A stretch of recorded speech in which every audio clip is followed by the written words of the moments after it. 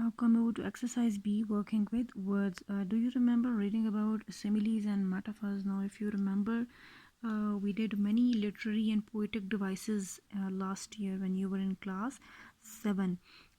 So what literary and poetic devices we did? We did a simile, metaphor, personification, alliteration, and oxymoron, right?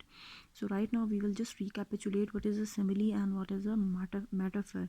So if you remember, when we discussed similes, now what is a simile?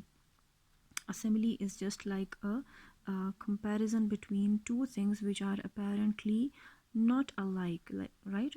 In physical appearance they are not alike, but they have something in common, and due to that common you can say a common factor, or due to that similarity we compare those things. There is some quality which is common between those two things, so due to that quality we compare those two things, right? I will give you some examples and you will I hope you will memorize what is a simile. When someone is brave, what do we say?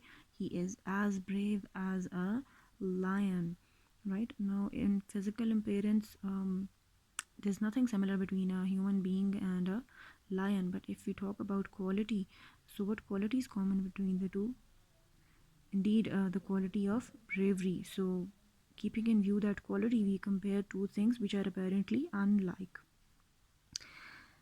Other examples which I can tell you right now are like, if someone is very strong physically if someone is very strong, we say he's as strong as an ox.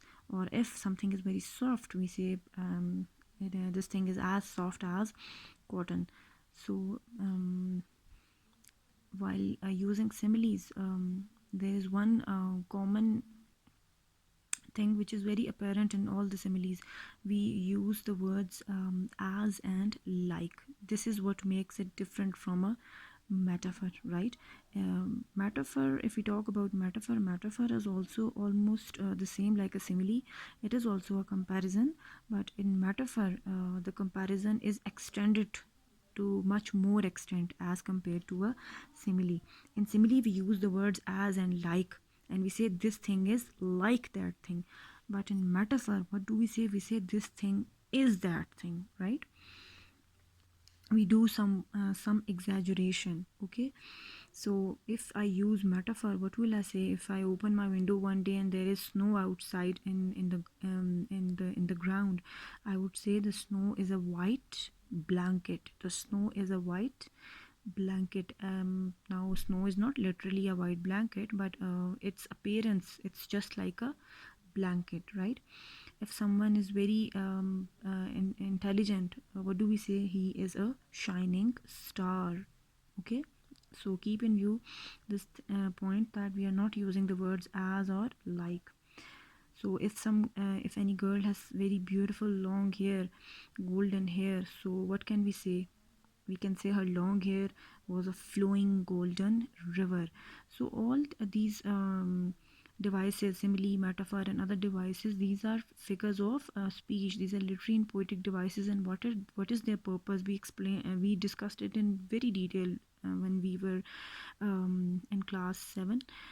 So what is the purpose of these literary and poetic devices? In fact, they add a very clarity in your expression. When you are expressing anything, when you are describing anything, they add a color, a variety, and a very vivid description to whatever you are saying. So whatever you are narrating, or whatever you are trying to say, when you are using simile, metaphor, or other literary and poetic devices, your description becomes more clear, more vivid, and the other person who is listening to your conversation, he can literally visualize whatever you are telling to him, right?